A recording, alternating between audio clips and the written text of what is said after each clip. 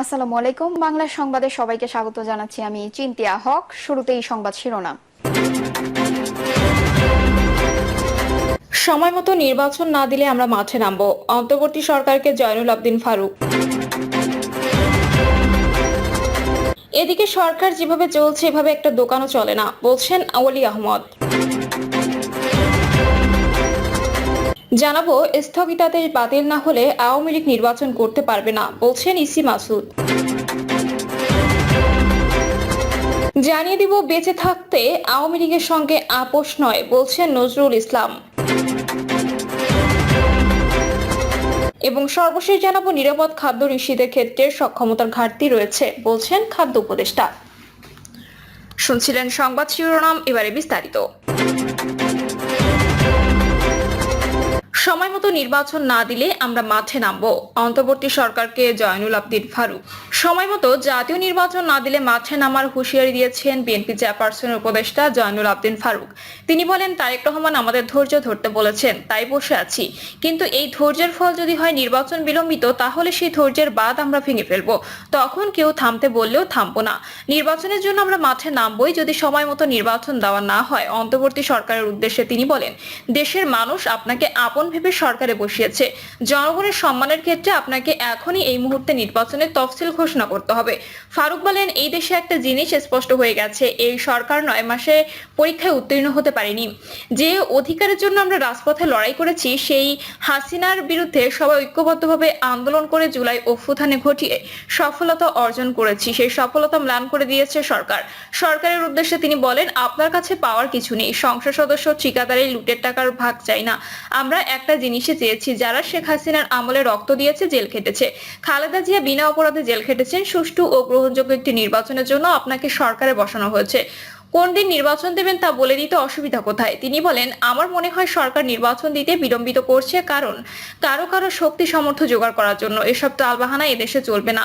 আমরা ভেসে আসিনি। তিনি বলেন, মিডিয়ায় দেখলাম দেশ থেকে 90,000 কোটি টাকা বিদেশে পাচার হয়। এখন তো হাসিনা নেই, এগুলো কে পাচার করলো? আমরা তো প্রতিদিনই বলি হাসিনা দোষরদের আইনের আওতায় আনা হোক। ডক্টর ইউনূস উদ্দেশ্যে তিনি বলেন, আপনি একজন সম্মানিত ব্যক্তি, বিশ্বের দরবারে সম্মান অর্জন করেছেন। বাংলাদেশের মানুষ আপনাকে আপনজন ভেবে সরকারে বসিয়েছে। দেশের জনগণের সম্মানের ক্ষেত্রে আপনাকে এখনই এই মুহূর্তে নির্বাচনের তফসিল ঘোষণা করতে হবে। সরকার যেভাবে চলছে এভাবে একটা দোকানও চলে না, বলছেন ওলি আহমদ। দেশের সামগ্রিক রাজনৈতিক ও প্রশাসনিক প্রেক্ষাপটে উদ্বেগ প্রকাশ করে লিবারেল ডেমোক্রেটিক পার্টির সভাপতি কর্নেল ওলি আহমদ বলছেন, সরকার যেভাবে চলছে এভাবে একটা সরকার চলে না, এমনকি একটা দোকানও চলে না। ওলি আহমদ বলেন, দেশের প্রেক্ষাপট নিয়ে সবাই চিন্তিত, সবাই মঙ্গল চায়।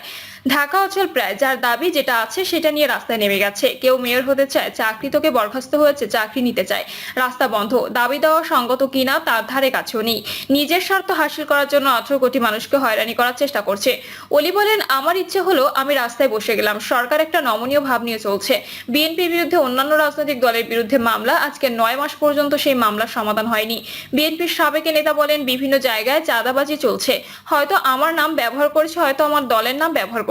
সরকারের কাজ হলো তাদেরকে ধরা। এখানে কারো প্রতি দয়া দেখিয়ে দেশ চালানো চলবে না। তিনি বলেন, গুরুত্বপূর্ণ বিষয়ে সিদ্ধান্ত নেওয়ায় তাদের কোনো অধিকার নেই।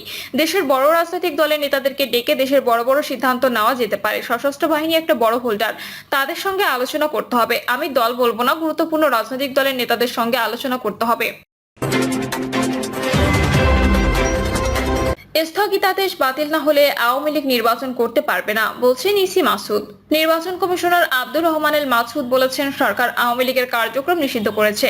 নির্বাচন কমিশন আওয়ামী লীগের নিবন্ধন স্থগিত করেছে। নিবন্ধনের স্থগিতাদেশ বাতিল বা প্রত্যাহার না হলে দলটি নির্বাচন করতে পারবে না, সুযোগ নেই।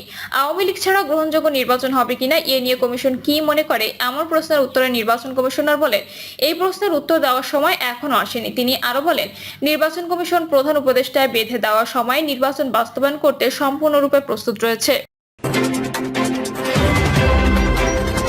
বেঁচে থাকতে আওয়ামী লীগের সঙ্গে আপোষ নয় বলছেন নজরুল ইসলাম। বেঁচে থাকতে আওয়ামী লীগের সঙ্গে কোনো আপোষ নয় মন্তব্য করেছেন বিএনপির স্থায়ী কমিটির সদস্য নজরুল ইসলাম খান।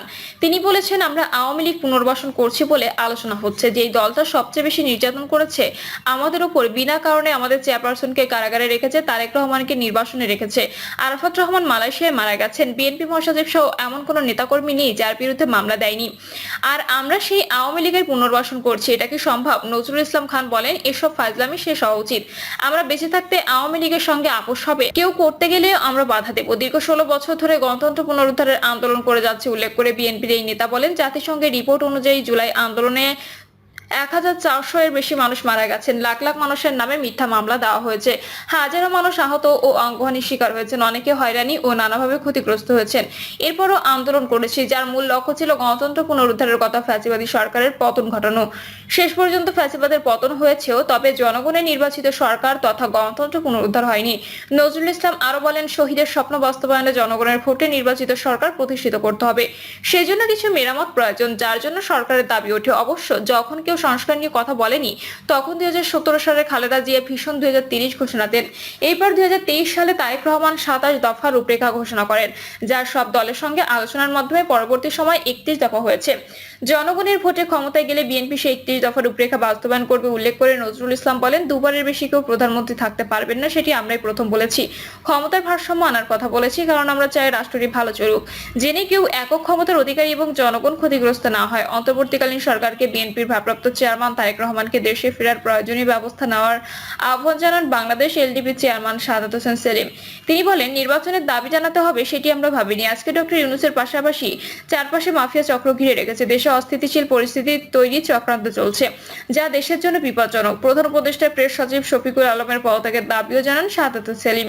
তিনি আরো বলেন, চট্টগ্রাম বন্দরের নিউ মোরিং কন্টেইনার টার্মিনাল বা এনসিটি বিদেশি কোম্পানিকে দেওয়া চক্রান্ত মেনে নেওয়া হবে না।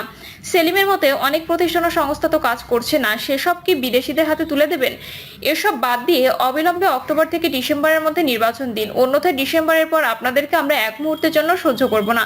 শেখ হাসিনাকে যখন নামিয়েছি তখনই আপনাদেরকে পরোয়া করব না। বাংলাদেশ জাতীয় দলের চেয়ারম্যান সৈয়দ এহসানুল হুদা বলেন, আমরা 24-এর 5ই আগস্টের পর একটি স্বপ্ন বাস্তবায়নের দিকে এগিয়ে যাচ্ছিলাম। ভেবেছিলাম ডক্টর ইউনূস সম্মানিত ব্যক্তি, দেশকে গণতন্ত্রের পথে এগিয়ে নেবেন, কিন্তু এখন তার মুখে স্বৈরাচারের প্রতিধ্বনি শুনতে পাই। তিনি আরো বলেন, তলে তলে মানবিক করিডোর দিয়ে বাংলাদেশকে আরেকটি পূর্ব তিমুর বানানোর ষড়যন্ত্র হচ্ছে। তারা বাংলাদেশের আয়ের অন্যতম প্রধান উৎস চট্টগ্রাম বন্দর বিদেশিদের হাতে দেওয়ার ষড়যন্ত্র করছে, সেটি হতে দেওয়া হবে না। অবিলম্বে ডিসেম্বরের মধ্যে নির্বাচনের রোডম্যাপ ঘোষণা করুন, না হলে পালানো তো দূরের কথা, পিঠের চামড়া থাকবে না। বিএনপির ভারপ্রাপ্ত চেয়ারম্যান তারেক রহমানকে দেশে ফেরার পথ সুগম করতে অন্তর্বর্তী সরকারকে আহ্বান জানান এহসানুল হুদা।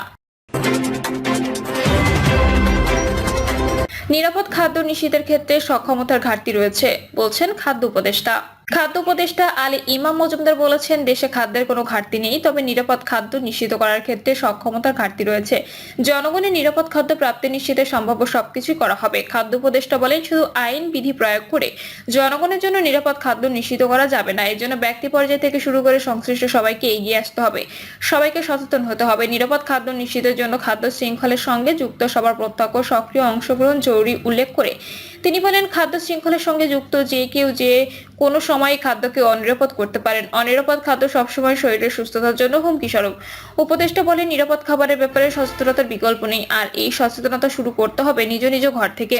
নিরাপদ খাদ্য নিশ্চিত মাত্র আমরা কার্যক্রম শুরু করেছি, কিন্তু আমাদের যেতে হবে অনেক দূর। খাদ্য উপদেষ্টা আরো বলেন, জাপান সরকারের অর্থায়নে 10 বছর মেয়াদী 2409 কোটি 70 লাখ টাকার একটি প্রকল্পের আওতায় ঢাকায় একটি food safety reference laboratory, Chittagong ও খুলনায় 2টি খাদ্য পরীক্ষাগার, প্রশিক্ষণ ভবন নির্মাণ সহ প্রয়োজনীয় সক্ষমতা উন্নয়ন কার্যক্রম বাস্তবায়ন করা হচ্ছে। এর মাধ্যমে ঢাকা, চট্টগ্রাম ও খুলনা বিভাগের খাদ্য নিরাপত্তা পরীক্ষার সক্ষমতা বৃদ্ধি পাবে। দেশের অন্য বিভাগেরও নিরাপদ খাদ্য নিশ্চিত অবকাঠামোগত সুবিধা বৃদ্ধির চেষ্টা চলছে। সভায় নিরাপদ খাদ্য ব্যবস্থাপনা সংক্রান্ত বিধিবিধান ও জাতীয় নিরাপদ খাদ্য সংক্রান্ত নির্দেশনাগুলো দ্রুত অংশীজনের মতামত নিয়ে চূড়ান্ত করার সিদ্ধান্ত নেওয়া হয়। নিরাপদ খাদ্য কর্তৃপক্ষের জনবল বৃদ্ধি সহ নিরাপদ খাদ্য কর্তৃপক্ষের কার্যক্রমকে দেশব্যাপী ছড়িয়ে দিতে এবং গতিশীল করতে প্রয়োজনীয় কার্যকর পদক্ষেপ গ্রহণের সিদ্ধান্ত নেওয়া হয়। প্রিয় দর্শক, এই ছিল এখনকার সর্বশেষ সংবাদ। আপডেট সব সংবাদ পেতে চ্যানেলটি সাবস্ক্রাইব করে বেল আইকনটি ক্লিক করে রাখুন।